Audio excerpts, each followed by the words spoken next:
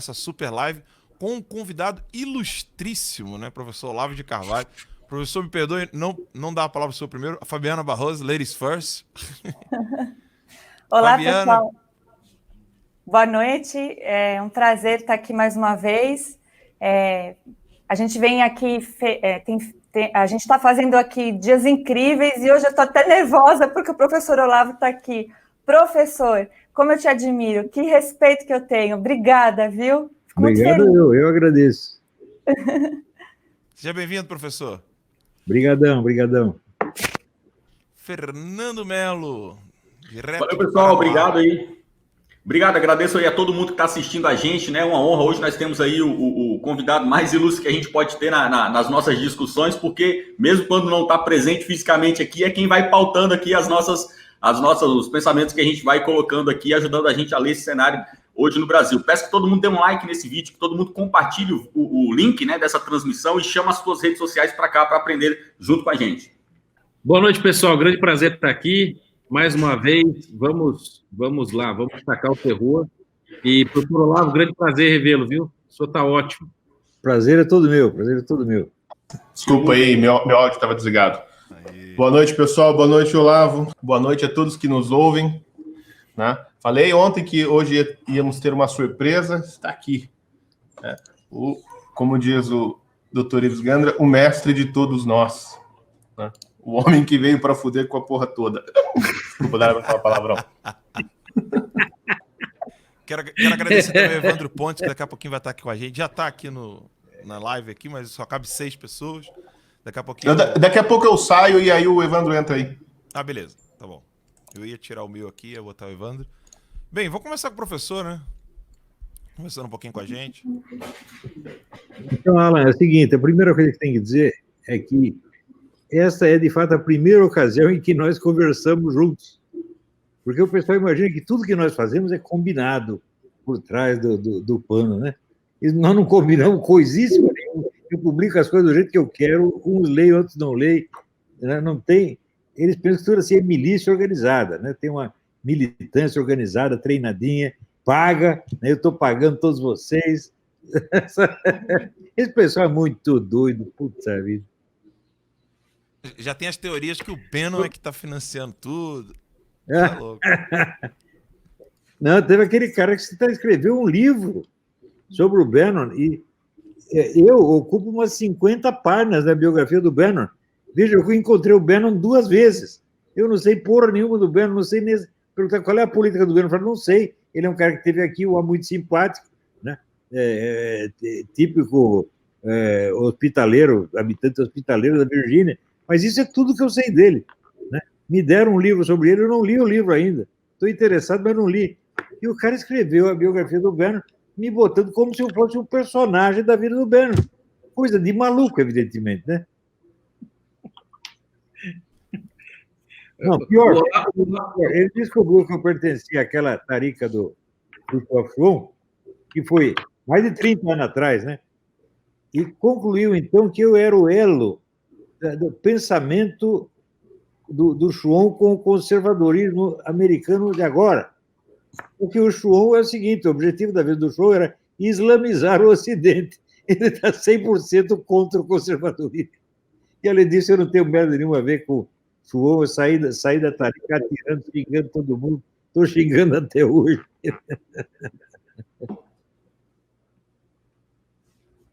Olha, o que tem de picareta escrevendo sobre assunto que ele ignora tudo é uma coisa, é uma grandeza, uma grandeza. Aí o nosso host agora saiu, o Alan saiu, então toca aí, Silvio. Chegou o Evandro, só deixar o Evandro falar uma boa noite aí. Boa noite, Fernando, boa noite, Fabiana, boa noite, Bernardo, Silvio, meu mestre, boa noite. Boa noite, Evandro. Muito obrigado. Tudo bem, o senhor? Tudo em ordem, graças a Deus. É uma honra estar aqui. E vamos tocar o barco. E de quem que nós vamos dar risada hoje? E hoje tem muita gente para rir, né? Hoje tá... Eu ia começar a live tocando aqui aquela musiquinha do Chico Buarque chamada Construção, em homenagem ao pedreiro lá da Bahia. Mas eu achei bom não fazer isso, porque poderia dar strike no canal, né? Bom, o Alan se foi, mas a gente tinha combinado de hoje falar, né, daquele assunto que é caro a todos nós, né, começar falando disso, que é a morte do jornalismo, né? A falência da mídia brasileira, né, que pegou o coronavírus e morreu. Né? Mas tem um outro assunto que eu também gostaria de falar com o Olavo, que é o seguinte: as pessoas, ultimamente, agora por conta dessa quarentena aqui no Brasil, muita gente que eu conheço, inclusive, tem ficado muito deprimida, muito triste, tendo crises de ansiedade. Eu tô falando sério, né? Não é zoeira, não. Porque não consegue sair de casa, não consegue restabelecer a rotina que tinha, né? E tá longe do convívio social, não pode ver os amigos, os parentes, os pais. Até, Olavo, né? Nós temos a nossa amiga Shirley, que está presa lá em Lisboa, não consegue voltar para casa para rever a filha e o marido, né? Enfim, tem várias pessoas assim. E eu queria perguntar para o Olavo o que ele tem a dizer às pessoas que estão de fato sofrendo com isso, porque o Olavo tem uma experiência muito interessante, né? Que ele ficou 7 anos em quarentena, os primeiros 7 anos da vida dele, né? E acho que ele deve ter aprendido alguma coisa nesse tempo que ele pode nos ensinar. Além disso, o Olavo foi várias vezes exilado, né? Exilado de empregos, né? Exilado do país, quando foi para a Romênia, depois exilado de novo, né? Então ele tem essa experiência aí de como encarar a solidão, seja ela escolhida ou imposta, né? Pela vida. Por favor, Olavo. Então, olha, a minha experiência foi sui generis, porque eu nasci, eu nunca tinha tido saúde, e eu achava que ficar doente era normal, eu achava que todo mundo ficava doente, que estava todo mundo doente, e que aquilo que eu estava passando, todo mundo tinha passado igual. Foi só quando eu sarei que eu percebi o que eu tinha perdido nos anos anteriores. Mas conta a minha mãe que eu nunca ficava triste por causa disso, eu estava sempre de bom humor. Ela dizia assim, ficava tossindo e rindo, tossindo e rindo. E até hoje eu sou mais ou menos assim, você está vendo? Eu não ligo muito para essas coisas, não.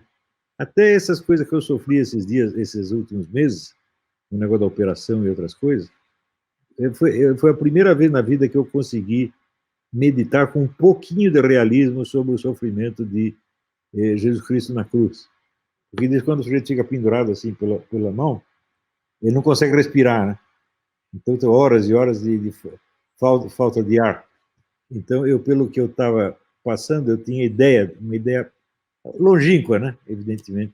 Isso, de certo modo, me ajudou. Também aos 73 anos, você não faz mais planos para esta vida, né? A única coisa que eu quero é que, quando eu chegue lá na porta do paraíso, Jesus Cristo me diga assim, entra rápido que agora não tem ninguém olhando, né? Isso é tudo que eu quero na vida. E eu acho que todo esse sofrimento que nós estamos passando pode ser útil nesse sentido pedagógico, e entender que esta vida não tem substancialidade nenhuma, tudo aqui realmente se desfaz de maneira muito rápida, e nós temos que aprender que essa vida aqui, como dizia o Bruno Tolentino, é só um rascunho da verdadeira vida. Então, é uma grande oportunidade para isso, e temos que agradecer ao Doriana, ao Auschwitz, né, que eles estão ferrando com a nossa vida, e a gente aprende para lembrar que só o que interessa é a vida eterna. Então, justamente, os demônios que nos perseguem, nos fazem sofrer e nos lembram disso. Se não tivesse os demônios, a gente esqueceria facilmente, né? Cadê todo mundo? Sumiu aqui da minha tela? Não, estamos aqui. Agora, um problema que eu queria levantar aqui, agora mesmo aqui a Mariana estava me lembrando, o pessoal já esqueceu a história daquele chinês que tinha arma guardada, que estava fazendo uns negócios escusos com o Dória e o Alckmin, né? É impossível não pensar que isso tem algo a ver com essa sentença do Alexandre de Moraes. Isso é uma das muitas coisas que esse juiz safado está querendo esconder. Ele está querendo impedir investigações sobre o caso do Adélio e sobre muitas outras coisas. Ele é um protetor dos bandidos todos. Isso é a vida dele, né? Só falando como o Sérgio Moro, a biografia inteira dele. É dele e do Sérgio Moro. O Sérgio Moro, a carreira inteira dele, ele nunca mexeu um único tucano. O tucano podia ir lá e vender a mulher dele, a mãe dele, para um puteiro, ele não falava nada, né? Quer dizer, é o protetor do tucanato, né? E esse coisa aí também, esse Alexandre de Moraes também. Eu não posso olhar a cara do Alexandre de Moraes sem achar que esse cara tem alguma coisa anormal, a expressão dele não é normal, né? E as atitudes, então, são mais anormais ainda. Dele e do Sérgio Moro, né? O Sérgio Moro não tem naturalidade em nada do que ele faz, é tudo encenadinho, é tudo aquela encenação de bom mocismo, até um pessoalzinho ridículo, bicho que não tem nem personalidade, né? Eles alugam personalidade como quem aluga fantasia para o baile do Scala Gay, tá? Ele tem a personalidade que lhe convém no momento. Eu queria a investigação disso aí. Deixa eu fazer uma pergunta que eu tenho. Eu tenho uma pergunta que eu tenho certeza que o professor pode ajudar a gente a esclarecer uma boa parte de todo mundo que está acompanhando a gente. Temos a agradecer aos milhares de telespectadores que a gente tem tido a cada Super Live. E eu gostaria de ouvir o professor Olavo falar sobre um ponto que é o seguinte, aproveitando o gancho aqui sobre a história do chinês aí. No Brasil, nós aqui da direita, a gente que está tentando fazer uma militância por parte desse projeto de direita no Brasil, a gente tem cometido algo que, ao meu ver, é um erro, que é ignorar as oportunidades que a gente tem de exigir que a trambicagem da esquerda seja investigada e seja levada a cabo. Por exemplo, a história da Marielle, que encheu o saco de todo mundo, a história da Marielle foi vista pela direita como um tema da esquerda. Então, a direita, em nenhum momento, queria que aquilo fosse investigado. Só que se nós investigarmos a história da Marielle, no final, nós vamos ver a esquerda apanhando, porque tudo indica que ali está um mandante político da esquerda no crime, e a direita sendo engrandecida. O que o professor tem a dizer para a gente sobre esses casos das páginas policiais do Brasil, como a execução daquele policial lá na Bahia, que tudo indica também que está misturado com a Marielle, e sobre esses casos, como também o chinês preso aí e tal, e que a direita, ao invés de ser quem cobra a investigação, fica muitas vezes tentando abafar e acabar com aquela história. Olha, nós não podemos esquecer o seguinte, que toda esta inabilidade da direita, nessa como em outras situações, provém de um simples fato, de que a direita se formou muito rapidamente, foi tudo na base do improviso, ao passo que a esquerda teve mais de 60 ou 70 anos para se preparar para chegar ao poder, além de ela ter recebido todo o aporte de conhecimentos e técnicas que veio do exterior, da União Soviética, da China, da Hungria, da Romênia, né? Eles têm, mas se você pegar a bibliografia tático-estratégica da esquerda, nossa, você lota bibliotecas inteiras. Você tem cursos, eles têm cursos especializados. Conversa um pouco com a Sarah Winter, ela te conta. O pouquinho de treinamento que essa mulher teve, assim, é mais do que qualquer pessoa da direita teve ao longo da vida inteira. Então, nós somos crianças de 5 anos lutando contra velhos experientes de 60, 70 anos.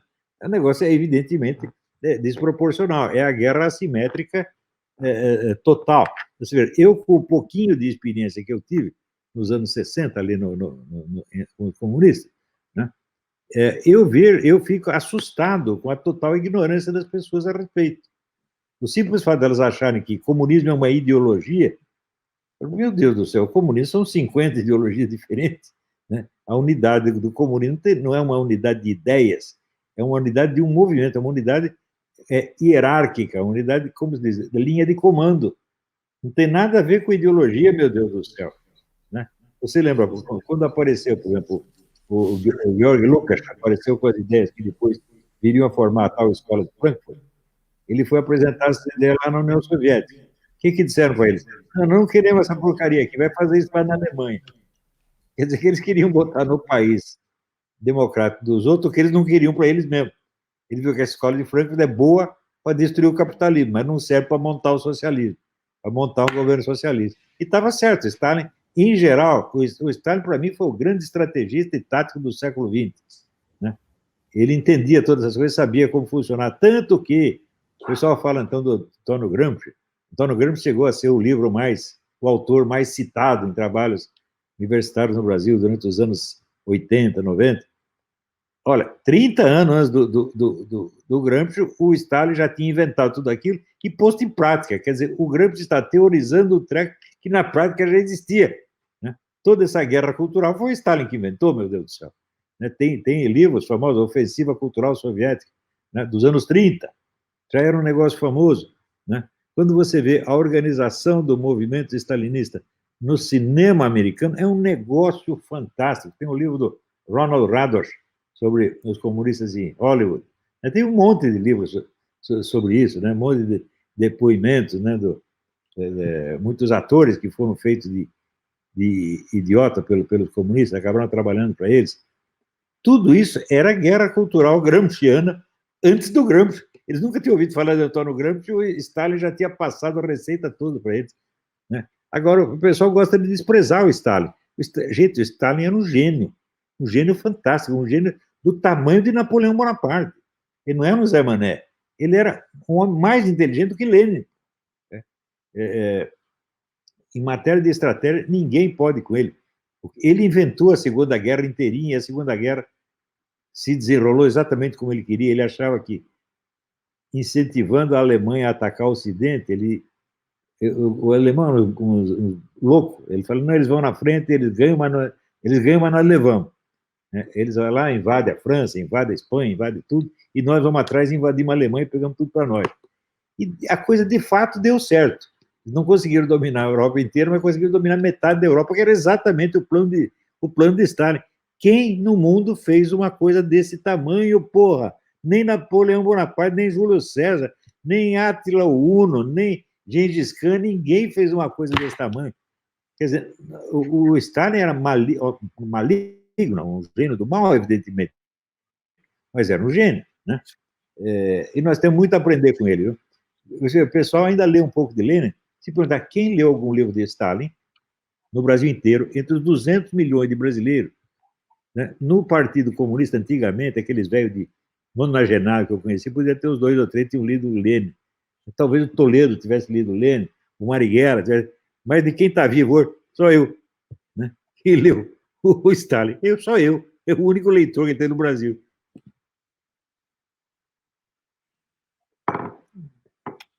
Ô, professor, eu queria pegar a esteira do que o senhor está falando. O senhor falou que a unidade do movimento comunista é muito maior do que as ideologias que eles propagam, né? Porque o comunismo não tem um compromisso ideológico, mas tem um compromisso com a praxis política. E nesse livro aqui, que o senhor debateu com o Dugin, e que aquela besta do Tannenbaum, né, do Tannenbaum, lá que escreveu o livro sobre o Bannon, falou que o senhor está na mesma esteira do Alexander Dugin, do Schuon, todo mundo, né? Uma besteira sem tamanho. Mas eu queria que o senhor falasse, explicasse para quem está nos assistindo, essa colocação que o senhor fez perfeita de que o marxismo é uma cultura. O senhor poderia explicar melhor para o pessoal que está assistindo aí? Quando você pega, é muito simples, quando você pega todo um entrechoque de ideologias, você pega uma discussão ideológica muito variada, isso já configura uma cultura inteira. Isso é uma cultura, é um entrechoque de ideias cujo conjunto molda a vida e a conduta de milhões de pessoas. Isso é exatamente uma cultura. Então, o marxismo não pode ser definido como uma ideologia, porque ele tem inúmeras... Só você pega o livro do Kolakowski, do Leszek Kolakowski, o filósofo polonês, né? Main Currents of Marxism. É um livro espetacular. Só ali você vê o número de ideologias que teve dentro do marxismo. Ele não coloca todas, main currents, correntes principais. Se você pegar todos, fala, não, isso não acaba mais. Né? É uma coisa de louco. Né? Sem contar os camaradas que eram stalinistas sem ser marxistas. Né? Como... tem muitos filósofos, né, no Ocidente que eram stalinistas, apreciadores do Stalin, queriam colaborar com a União Soviética, sem ser formalmente marxistas. Né? Então, é uma coisa, é um leque de ideias quase inesgotável. Então, é claro que é uma cultura, não é isso? Professor, ontem nós mencionamos aqui aquele texto que está no Marxist.org. Eu não sei qual é o livro, né? Depois eu tenho que consultar. Mas o livro sobre estratégia e tática do Stalin, né? Mostrando o momento de recuar, qual é o êxito tático momentâneo que é nefasto a todo da estratégia, etc. E a gente vê hoje que a direita brasileira está sambando na estratégia da esquerda dia e noite, né? O PT está aí quietinho, calado, conversando. Estou falando da leitura aqui do Congresso, né? O PT já decidiu que não vai mover um dedo em relação ao impeachment para não errar novamente, né? Que já errou muito, né? E uma boa ideia queria o PT nunca mais fazer nada, para nunca mais errar. E aí, assim, a gente está vendo que os partidos de esquerda aqui no Brasil, eles estão muito bem articulados. Eu estava comentando com o pessoal uma live que eu fiz no domingo passado, onde eu mostrei várias acusações gravíssimas contra o Ângelo Coronel na CPMI das fake news. E é impressionante que nenhum dos deputados que está na CPMI das fake news e foi retirado da CPMI das fake news por causa da Joyce foi investigar a vida do Ângelo Coronel. E em setembro e dezembro do ano passado... Alan, acho só bom explicar que o Ângelo Coronel é o presidente da... o presidente da comissão. Presidente da comissão. Então, nenhum dos deputados foi investigar a vida dele. Aí a Folha investigou. Olha que legal, né? Os deputados de direita não foram investigar, a Folha foi investigar. E aí descobriu-se, então, que o Ângelo Coronel, ele tem aí milhões e milhões que precisam ser investigados. E aí, quando a Folha quis ver o histórico do dinheiro que saiu do gabinete dele, quando ele ainda era presidente da Assembleia Legislativa da Bahia, pegou fogo. Exatamente no local lá, em dezembro, quando ele era presidente da Assembleia. E aí ele usa verba de gabinete para usar jatinho, enfim. O cara tem um teto de vidro que, se você jogar aquelas bolinhas de gude bem pequenininha, quebra tudo. E a direita tá aí, perdida, sem saber o que fazer. Deixa eu lhe citar aqui um exemplo. Em 1993, quando houve aquelas CPIs, o PT já tinha um banco de dados sobre todos os seus inimigos reais e possíveis. Eles sabiam tudo que cada um estava fazendo, sabia até a cor da cueca de cada um, porra. Agora, a direita, até hoje, não tem um banco de dados sobre a esquerda. Eu tenho implorado que fizessem um banco de dados desde essa época, desde o 93. Em 93, veja, naquela época, eu fui contratado pela empresa Odebrecht nas seguintes circunstâncias, né? Os caras me chamaram lá e falaram, olha, nós estamos sendo acusados de 1001 coisas que nós nem sabemos o que é. Por exemplo, nós somos acusados de desviar dinheiro na construção de aeroportos e nós jamais construímos o único aeroporto da vida. Então, nós estamos levando porrada tudo quanto é lado e não estamos entendendo nada. Então, por favor, você investigue esse negócio para nós e escreva um relatório dizendo o que está acontecendo. E eu fiquei um ano trabalhando nessa coisa. Eu tinha um quarto na minha casa cheio só de documentos da CPI, né? E naquela época, assim, a desproporção entre o volume de informações que o pessoal comunista tinha e o outro lado não tinha, já era uma coisa descomunal. Até hoje, o pessoal acha mais importante se candidatar a vereador do que fazer um banco de dados. Assim, não dá. Mas essa mentalidade eleitoral, eleitoreira, isso aí mata a direita, porra. E aí você vê, no ano ali 2013, quando começaram esses movimentos populares, aquilo era o começo da grande Revolução Brasileira. Mas a etapa decisiva da grande Revolução Brasileira, que seria a quebra do estamento burocrático. Eu sigo muito o diagnóstico feito pelo Raimundo Fauro no livro grande clássico, Os Donos do Poder. Ele disse, o problema do Brasil não é proletariado versus burguesia, é o povo versus o que ele chamava estamento burocrático. O que é estamento burocrático? São as 200 famílias que fizeram do Estado a propriedade delas. O que não acontece nos outros países. O pessoal, no Brasil, eles pensam que isso é capitalismo. Não, isso não é o capitalismo. No país capitalista, nenhum a coisa é assim. Todos os países capitalistas, o Estado é um órgão autônomo, não pertence a ninguém. E é o terreno onde se dão as lutas. Mas no Brasil não tem luta dentro do Estado. O Estado pertence ao estamento burocrático quando acabou.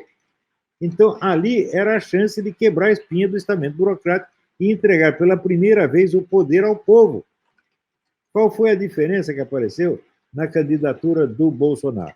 Até então, todos os candidatos e todos os partidos eram escolhidos pelo estamento burocrático, pela elite.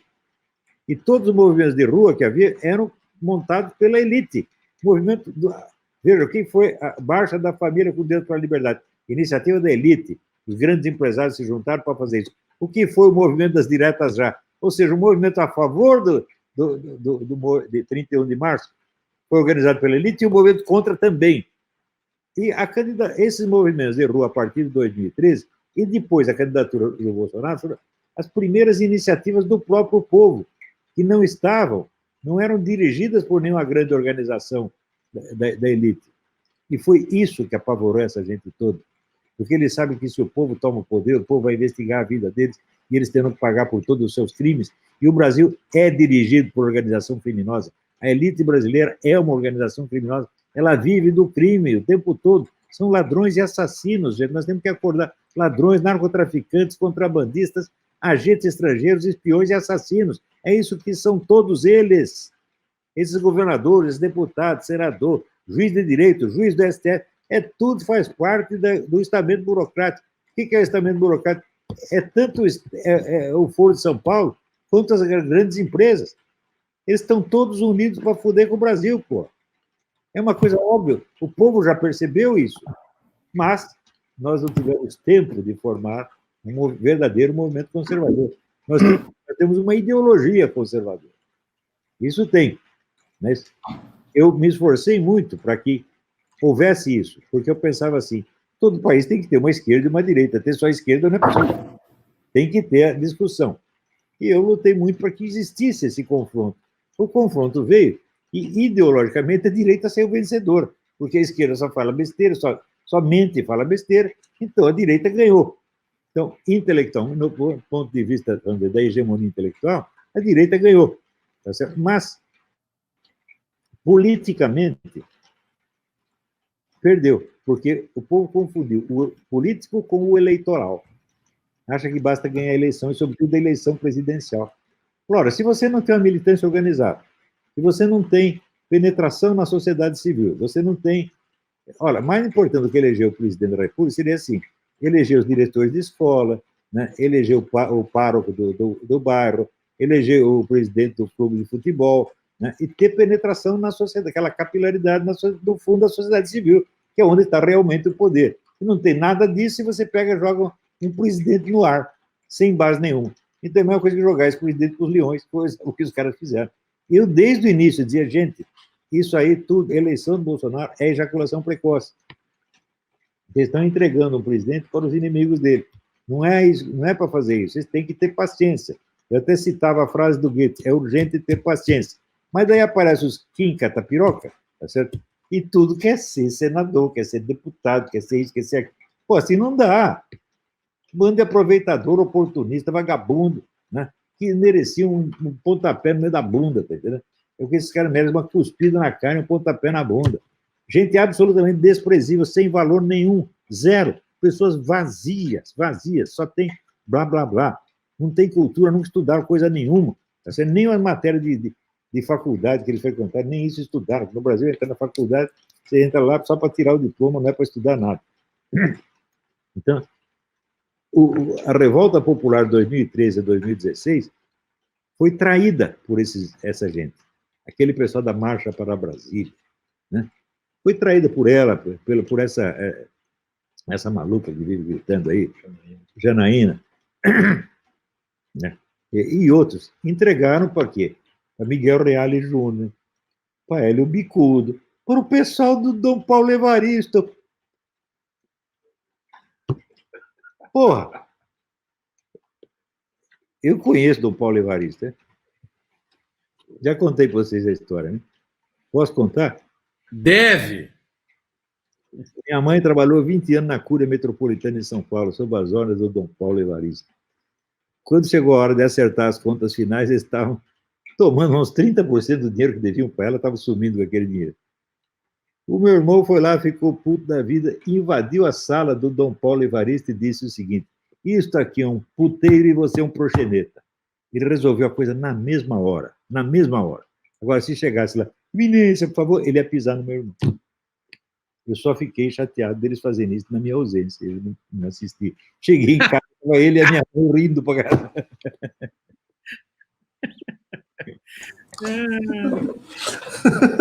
Olá, acho que a Fabi tem uma pergunta para você. Que história maravilhosa. Professor Olavo, queria aproveitar, eu assisti uma aula do senhor falando dos 3 esquemas globalistas. E eu sei que é difícil resumir, mas o pessoal está querendo muito saber nessa história dos globalistas, que antes parecia uma história da conspiração, e a gente vê hoje elementos tão assim, robustos, né? O que o senhor pensa? Dá para resumir esses 3 esquemas? Quem são? E aonde a OMS, né, que é a Organização Mundial da Saúde, aonde ela entra nisso, professor? Porque nesses tempos de pandemia, a gente precisa ouvi-lo. Olha, o que eu disse ali no debate com o Duguin é uma coisa bastante simples. Que não existe um plano globalista, existem 3. Esses planos não são secretos, eles estão publicados. Não é isso? Você veja, projeto de Estado comunista mundial, você tem publicado na União Soviética isso desde 1917. É um monte, tá certo? Tem muitos estudos acadêmicos sobre isso. O projeto chinês é mais recente, mas tem livros mais recentes, dos últimos 10 ou 15 anos, explicando tudo isso, inclusive livros de generais chineses. Quer dizer, nada disso é secreto.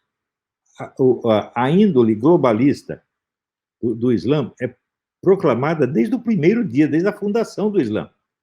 Quer dizer, o destino do Islã é dominar o mundo. O mundo tem que ser islâmico. Isso é o projeto do Maomé desde o início. Nunca ninguém escondeu isso aí. Eles aceitam que haja, vamos dizer, áreas não islâmicas como uma situação provisória, que tem que ser eliminada mais cedo ou mais tarde. Só a única diferença entre o Islã e os outros 2 planos é que o Islã não tem pressa.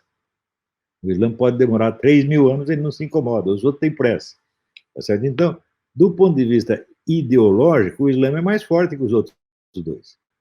Tá certo? Mas os outros têm, né, e tem mais pressa, e agem de maneira mais brutal. Se você pegar todo mundo e falar, violência islâmica, etc. Bom, violência islâmica é fichinha perto do que os chineses fizeram e fazem ainda, ou do que os russos fizeram. Né? Agora, qual é a relação entre esses 3 esquemas globalistas? Bom, não dá para você acompanhar as ações desses 3 ao mesmo tempo, é muita coisa. O máximo que a gente conhece são os discursos de justificação, quer dizer, as ideologias respectivas. Então, por ali você vê que não há uma divisão nítida entre esses 3. Às vezes eles estão competindo, às vezes estão brigando, às vezes estão colaborando, às vezes estão negociando. Né? Aconteceu, por exemplo, que mal eu tinha acabado de delinear ali a diferença entre o esquema ocidental e o esquema russo-chinês, e aparece os chineses lá em Davos querendo dominar o esquema globalista ocidental e obtendo nisso um certo sucesso. Quando você vê o que aconteceu nesse negócio do Coronga, né? O que é o Coronga? Você diz, guerra biológica. Guerra biológica, ninguém vai fazer uma guerra biológica que não produz arma biológica que não mata ninguém, pô. Você vê, nos Estados Unidos, que até agora está todo mundo alarmado. Morreu 60 mil americanos. 60 mil americanos é 1/5 de 1/1000 da população. Hemorroida mata mais que isso, gente. Quer dizer, como arma biológica, o Coronga é inteiramente ridículo. Ele contamina todo mundo, mas não mata ninguém. Tá certo? Também aquela história de que não, o perigo não é as mortes, o perigo é que vai invadir todo o sistema de saúde, não vai haver lugar para tratar as pessoas, vai desmantelar o sistema de saúde, e daí a nação vai para a falência. Conversa mole, o hospital está tudo vazio, eu vi isso aí. E tem um rapaz em São Paulo que outro dia filmou, Emílio Ribas, que é o principal hospital de epidemia, vazio. A parte do coronavírus está até fechada. Não tem ninguém lá se queixando de coronavírus, meu Deus do céu. Então, tudo isso é uma farsa monstruosa. O lockdown, a quarentena, está fazendo muito mais mal do que o coronavírus. E o chinês inventou isso por quê? Porque ele sabe que o pessoal ocidental é muito assustado com esse negócio de saúde. O chinês não é. O chinês está acostumado a morrer cedo. Está sobrando gente, e morrer 100 milhões de chineses não é nada. Né? Mas ele sabe que no Ocidente, justamente por ter um padrão de vida mais alto, uma sociedade mais organizada, todo mundo está acostumado com um certo padrão de bem-estar, que se o padrão diminui um pouquinho, já ficam alarmados. Outro dia, eu conversando com um médico, que eu gosto muito, é muito bom médico, ele estava aterrorizado, ele disse, não, na Virgínia tem 10 mil contaminados, mas isso aí não é nada, desses 10 mil vão morrer quantos? 3? Né? Então, esse negócio foi uma operação não de guerra biológica, mas de guerra psicológica.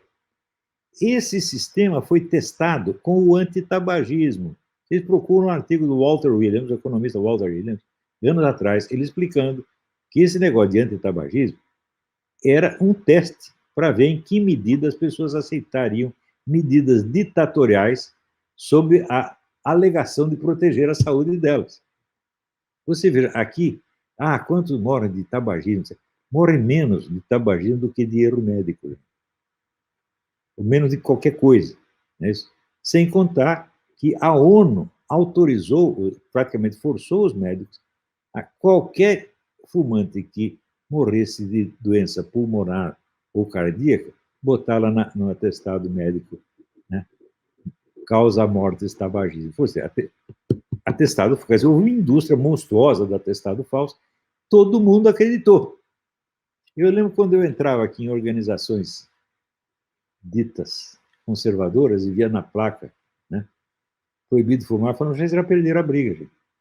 Vocês se deixam manipular por essa gente, vocês não vão por os números, vocês não ligam para aritmética, vocês ligam por blá, blá, blá, da mídia. Vocês são escravos da mídia, que é esquerdista, toda ela é esquerdista. É certo? Então, esse negócio do Coronga foi a mesma coisa. Quer dizer, você aterroriza nações inteiras, paralisa nações inteiras, prende a população em casa, põe todo mundo em prisão domiciliar, e até os mais conservadores, radicais e anti-esquerdistas aceitam isso. Você veja o pessoal lá na rua fazendo a carreata antidória, o cara fazendo antidória com máscara, né? Não se aproxima de ninguém, não encosta em ninguém. Os generais, bichos, não dão a mão assim, no cotovelo. Mas o que é isto? Que confissão de covardia! O que é isto? Os militares tiraram as pessoas no Rio de Janeiro no protesto hoje. Pois é. E o pessoal ainda vai pedir intervenção do Exército. Está aí a intervenção do Exército. Forças Armadas é isso, gente. Vamos fazer responda uma pergunta. Depois que o Olavo parou de falar para os militares, que isso foi na década de 90, quantos intelectuais conservadores ensinaram marxismo para os generais? Nenhum. Nesse. O governo Sarney tirou a disciplina de guerra revolucionária das academias militares, ninguém mais estudou nada. Quando eu comecei a falar negócio de Antônio Gramsci, levou 8 anos para aparecer a primeira reação no cérebro militar. O general Coutinho morreu, né, decepcionado com seus colegas, porque ele escreveu 2 livros sobre a estratégia gramsciana, e os caras nem ligavam, só queriam jogar ping-pong lá no clube militar.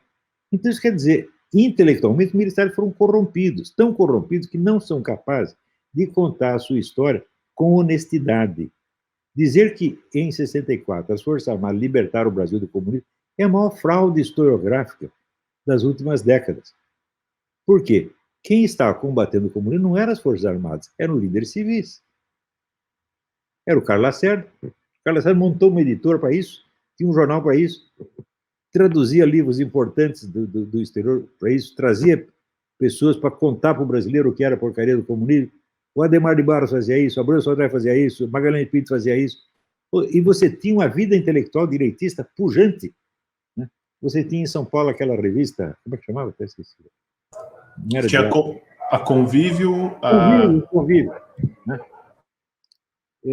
Os militares fecharam e até hoje os trabalhos publicados na Convívio não são aceitos em currículo universitário. Quem fez isso? Os militares. Resultado, olha, Jesus Cristo ensinou, pelos frutos os conhecereis. Os militares ficaram 20 anos no poder. Quando eles saem, no fim dos 20 anos, qual era a única força política que existia? A esquerda. Isto foi a grande obra dos militares, foi isso que eles fizeram, e nós temos que atirar na cara deles. Vocês não salvaram o Brasil de coisa nenhuma. Vocês afastaram uma parte da esquerda, a parte mais radical. E com a outra parte, vocês fizeram negócio, ajudaram, tá certo? Protegeram, entregaram todo o sistema brasileiro de educação para eles, entregaram toda a mídia para eles, e se curvaram à autoridade deles. Então, vocês não servem para isso, vocês não entendem nada disso. Agora, ficou lá o Olavo 10 anos falando para eles, ensinando tudo. Não adiantou nada, é a mesma coisa que falar, sabe, um porco espinho morto. Né?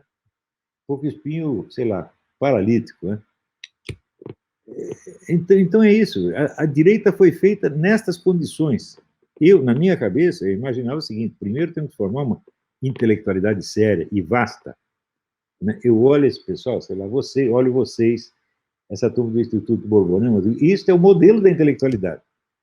Você tinha que ter, não essas pessoas, você tinha que ter 20 mil pessoas assim, escrevendo e falando na mídia, ensinando nas universidades. Eu precisava ter esses 20 mil. Não tem. Então aparece, para substituir, aparece os Kim Catapiroca, né? Os Rodrigo Cocô Instantâneo, os palpiteiros, dando boura, né? Dando boura. É um analfabeto, uma porcaria de um roqueiro, meu Deus do céu. Por que o Lobostão, meu Deus do céu? O que é isto? Né? Eu, pelo menos, eu tenho uma coisa, um consolo. No mesmo tempo que eu achava o Lobão meu amigo, não era tão amigo dele, a ponto de eu ouvir a música dele. Isso também não. Ouvia mas eu nunca ouvi nenhuma música dele. Do Dando Bouro, então, nem se fala. Eu nem sei se tem música dele.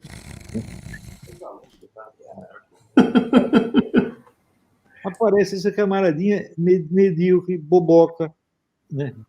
Carreirista, precisando do emprego, quer emprego público. O Kim Catapiroca, meu Deus do céu, se ele não tivesse no parlamento, ele ia estar trabalhando no quê? Vendendo pipoca? Será que ele tem capacidade para vender pipoca? Não. Ele estava escrevendo um artigo na Folha. Bom, porque escrever na Folha, bicho, é o fim da picada, né? Você vê que eu me recusei a escrever na Folha porque o homem me ofereceu o quê? Me oferecia, acho que $100 por artigo. Eu falei, você enfia no cu, pô. Né?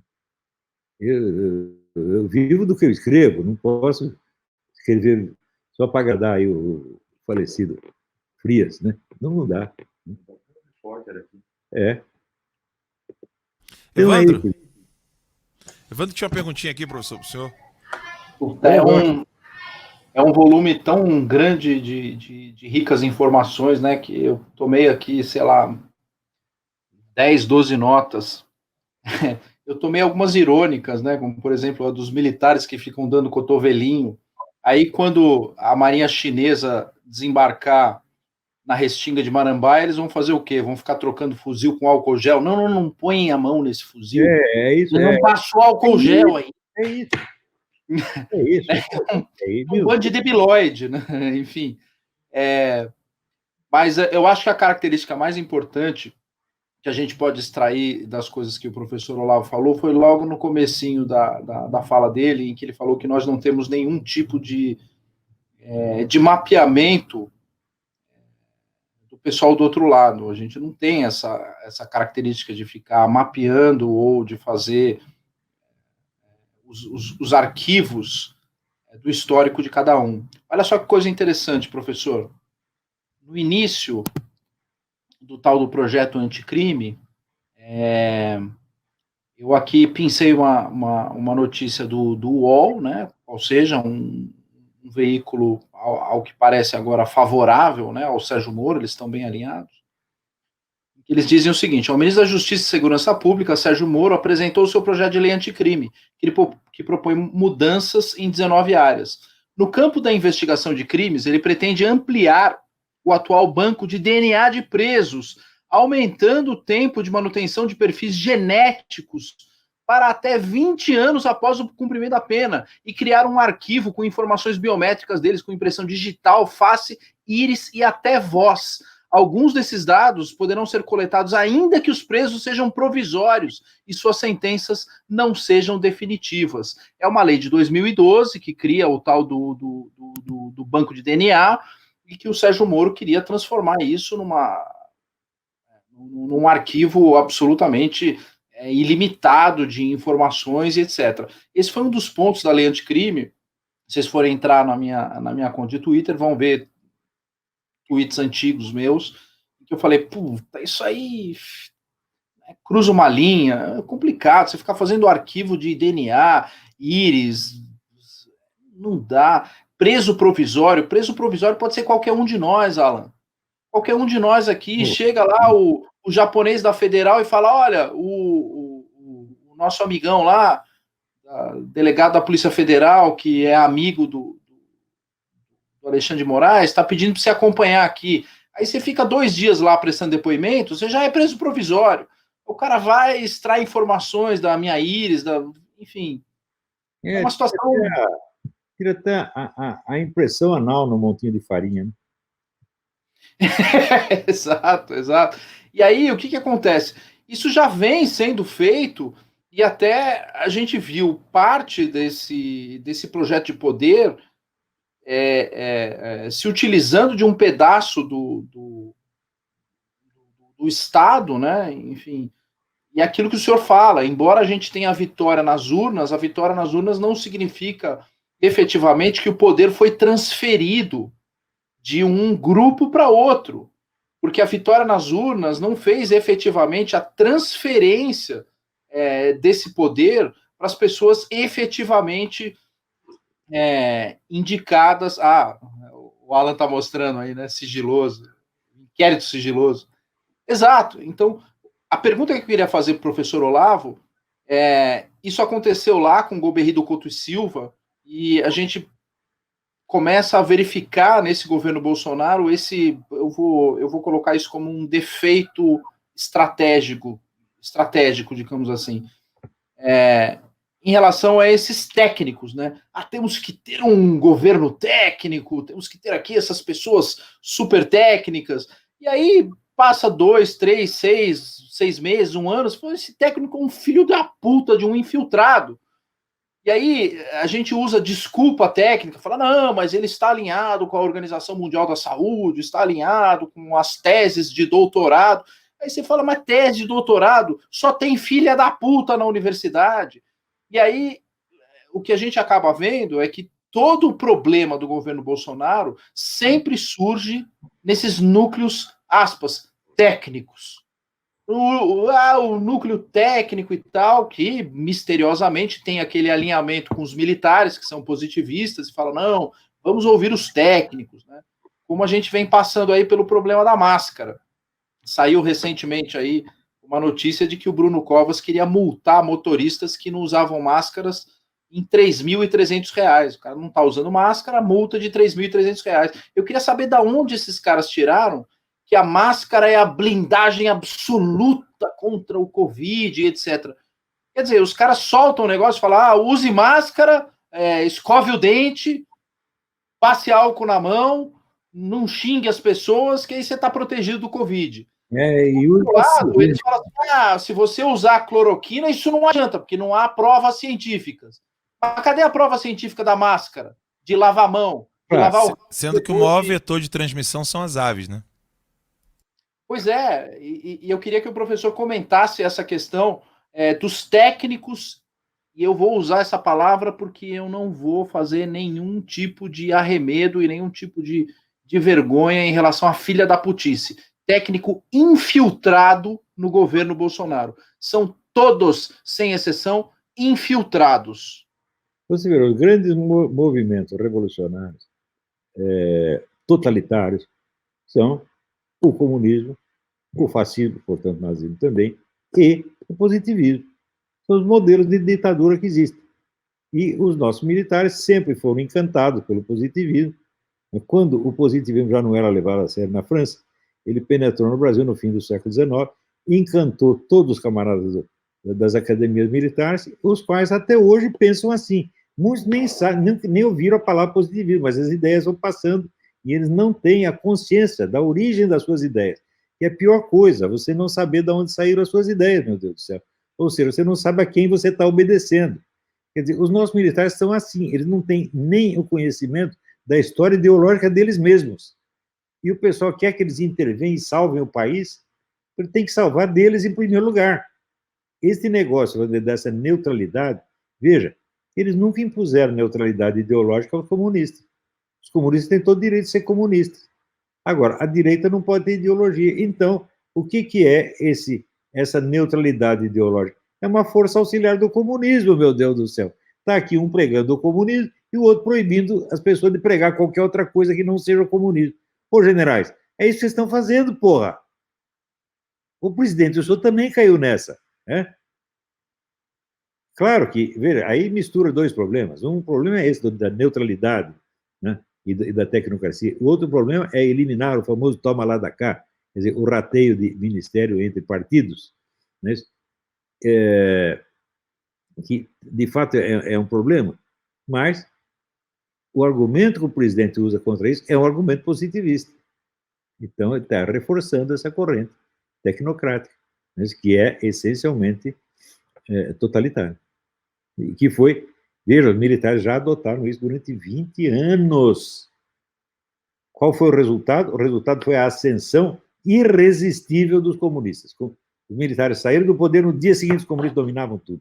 Dominavam a universidade, dominavam a mídia inteira, né? Dominavam as artes e espetáculos, e dominou a política muito rapidamente. E será que esses militares são incapazes de aprender com a experiência? Você não aprende com a experiência quando você não se lembra dela. Quando você inventa uma historinha falsa para entupir a sua memória. E eles estão vivendo dessa historinha falsa até hoje. Historinha feita todinha de slogans. Tipo assim, frases de publicidade. Em 64, nós libertamos o Brasil do comunismo. Quer dizer, isso é slogan, isso não é história, gente. Conta como é que vocês fizeram, né? Não fizeram nada. Mostra assim, um filminho anticomunista que o governo militar tenha feito. Nunca fez nenhuma propaganda anticomunista. Quando ele fazia cartazes contra os terroristas, eles os acusavam apenas de crimes comuns. Eles assaltaram e mataram. Nunca usavam a palavra comunista. Quer dizer, desideologizava a coisa. Tirava, né? Se apontava o crime de assalto e homicídio, escondendo o crime mais profundo que orientava esse, que era o comunismo. Veja, o comunismo é um movimento mais mortífero que existiu na história humana. Agora, você acusa o sujeito de ter roubado um banco, mas...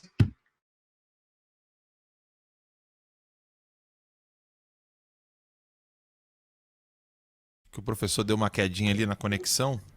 Acho que travou. Voltou aí? Voltou, professor? Tem que tirar do mudo aí. Voltou. Tinha dado uma travadazinha rápida. Olha, eu não vou poder continuar aqui online, eu tenho outras coisas para fazer, mas eu gostei muito de participar aqui, viu, gente? Obrigado, professor. Se quiserem mais alguma coisa, estou às suas ordens, parabéns pelo que vocês estão fazendo aí. Gosto muito de todos vocês, viu? E obrigado pelas mensagens que me enviaram ontem. Chamamos, muito. Feliz aniversário atrasado aí. Com você. Que Deus te abençoe, professor. A você também. Tchau, tchau. Até mais, professor. Então, o professor Olavo esteve aqui conosco, nos agradando nessa super live, mostrando o quanto, né, que realmente aquilo que a gente estava comentando, né, só a esquerda é permitida, né? A esquerda pode ter partido comunista, pode ter o Partido Comunista Brasileiro, Partido Comunista do Brasil, Partido da Causa Operária, Partido Socialista disso, Partido Socialista daquilo, Partido Social Democrata, Partido disso. Eles podem ter tudo, nós não podemos nada. Eles podem ter editora, eles podem ter livraria, eles podem ter rádio, eles podem ter TV. E aí, quando a direita consegue alguma coisa, não, mas tem que falar diferente. Que Deus abençoe o Brasil e saia da ignorância! Não se esqueça de se inscrever. Fiquem com Deus. Saia da ignorância.